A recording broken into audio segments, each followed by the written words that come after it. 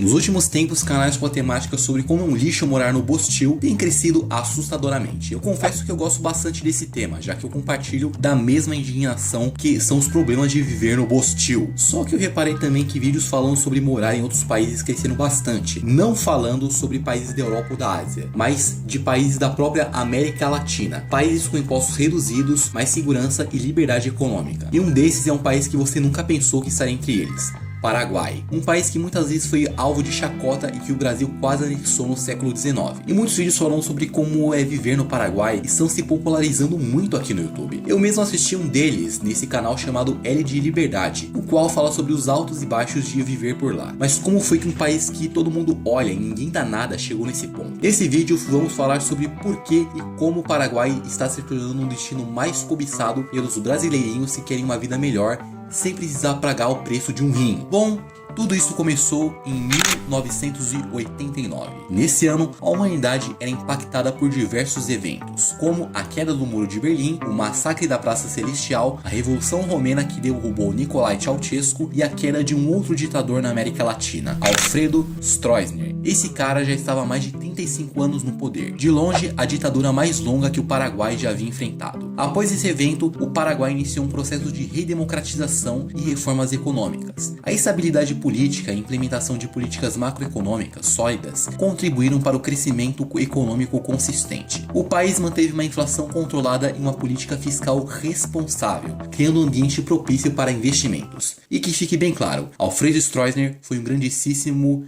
desgramento, e não vou passar pano para um verme desses. Quando Stroessner chegou ao poder em 1954, ele encontrou uma grande crise social e econômica. Seu desafio como novo presidente era limpar a economia, mas sem implementar medidas de liberalização econômica. O crescimento começou a dar efeito no final daquela década, e durante os anos 60 a economia apresentou um crescimento positivo e cresceu em média 4,2% do PIB. O crescimento moderno continuou até meados da década de 70, e de 76 a 81 ocorreu um boom na economia devido à construção da usina hidrelétrica de Itaipu, em parceria com o Brasil, que permitiu um crescimento de 11% no PIB, ao mesmo tempo em que a corrupção e contrabando cresceu astronomicamente. Stroessner assinou um tratado com a Argentina, Brasil e Uruguai para permitir ao Paraguai exportar seus produtos. Esse tratado foi renomeado como Tratado do Rio da Prata. A partir de 1982, a economia começou a se deteriorar à medida que o país era cada vez mais deixado fora da comunidade internacional, pelas violações dos direitos humanos. O crescimento só se estabilizou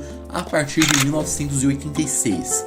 A economia cresceu entre 3 a 4% do PIB. Então sim, foi um regime brutal, mas paradoxalmente ele pavimentou ou literalmente o terreno para o Paraguai do século XXI. E já deixando outra coisa bem clara, o Paraguai se recuperou não graças ao Stroessner, mas apesar dele. E quando caiu em 1989, o país já tinha a estrutura física para crescer. Só faltava libertar a economia e as instituições. E não foi só isso, nosso vizinho adotou uma política de abertura comercial, reduzindo tarifas e promovendo acordos bilaterais, o que impulsionou as exportações e a integração regional. Tanto é que atualmente nossos irmãos utilizam um sistema chamado SUACE, o Sistema Unificado e Abertura e Cierre de Empresas, que simplifica o processo de abertura e fechamento de empresas no país, eliminando a burocracia. Em relação ao setor agrícola, a agricultura, especialmente a produção de soja, milho, arroz e trigo, tornaram-se um dos pilares da economia paraguaia, atraindo investimentos e gerando empregos. Isso porque uma grande parte da população rural trabalha na agricultura, com a maioria das atividades sendo de subsistência.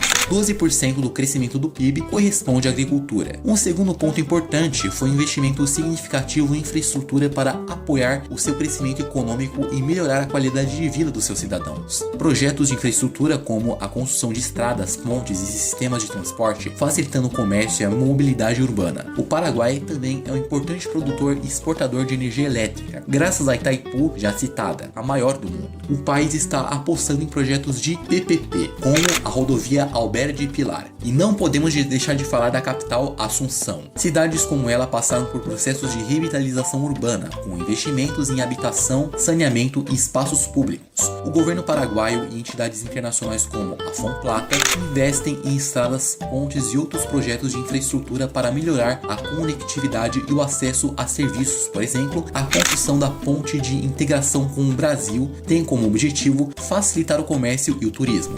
CAF, em parceria com o governo, está trabalhando em projetos de intervenção urbana em áreas ribeirinhas, visando melhorar o habitat dos moradores locais e promover o desenvolvimento sustentável. A educação também foi fundamental para esse processo. O país ampliou o acesso à educação básica e superior, melhorando a qualidade de ensino e promovendo a inclusão social. O sistema educacional paraguaio é composto por instituições públicas e privadas, com isenção de impostos para as privadas. Eles possuem uma taxa de crianças matriculadas em escolas primárias de 92%.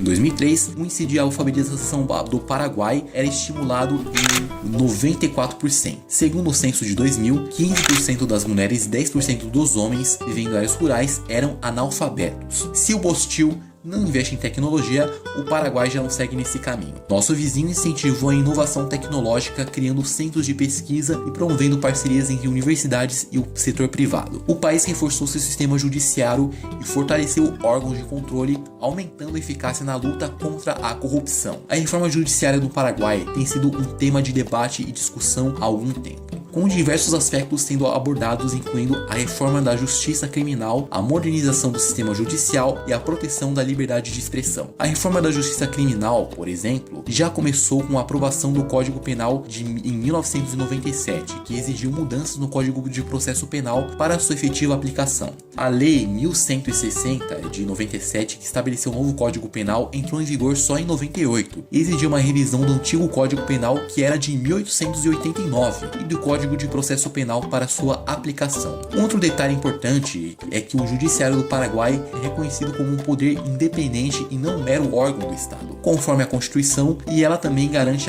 críticas às decisões judiciais e permite aos juízes o exercício da docência. O governo implementou políticas de transparência, promovendo a prestação de contas e o acesso à informação pública. O Paraguai adotou medidas para combater a corrupção e fortalecer suas instituições democráticas. Apesar de, segundo o ranking da organização alemã Transparency International, coloca o Paraguai como o segundo país mais corrupto da América do Sul, atrás apenas da Venezuela e à frente da Bolívia. No ranking, o Paraguai tem nota 28 pontos em 100, sem variação negativa ou positiva em relação ao ano anterior, mas parece que esse número diminuiu para 24 segundo o Trending Economics, apenas atingindo seu máximo histórico de 30 pontos em 2016 e o mínimo de 15 em 1998. Falando sobre investimento, o Paraguai criou um ambiente favorável para negócios, atraindo investimentos e promovendo o empreendedorismo, oferecendo também incentivos fiscais e simplificando processos burocráticos, facilitando assim a abertura e operação de empresas. Ele também garantiu a segurança jurídica para investidores, promovendo a confiança no ambiente de negócios. O Paraguai possui uma legislação trabalhista mais flexível do que em outros países da América do Sul, com encargos sociais menores e energia elétrica mais barata, tendo uma das menores cargas tributárias de não mais que 10%. É um dos poucos países da região onde o investimento estrangeiro direto aumentou durante a pandemia de Covid-19. Nosso vizinho tem o melhor clima de investimento da região. É a porta de entrada para o Mercosul, um mercado de 295 milhões de pessoas, e pretende ser uma plataforma competitiva para acessá-lo, ele e 9 setores de investimentos prioritários.